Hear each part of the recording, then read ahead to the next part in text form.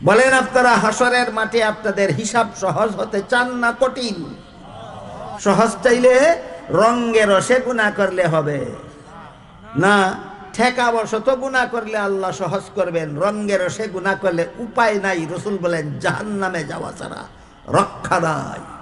এই কারণে যদি জাহান্নামের শাস্তির থেকে আমাদের হাসরের বিচারে রেহাই পাইতে হয়, তাইলে আমরা রঙে রসে যেন কোনোদিন গুনাহ না করি।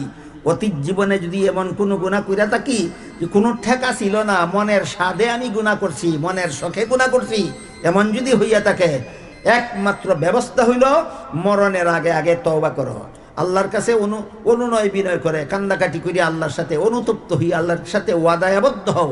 আল্লাহ অপরাধ করছি, জীবনে আর এমন অপরাধ করব না। আল্লাহ পাক রব্বুল আলামিন, রাসূল করিম সাল্লাল্লাহু আলাইহি ওয়াসাল্লাম বলেন, আল্লাহ তোমার সারা জীবনের সব গুনাহ মাফ করিয়া আল্লাহ আবার তোমাকে বেগুনাহ বানাইয়া দিবে।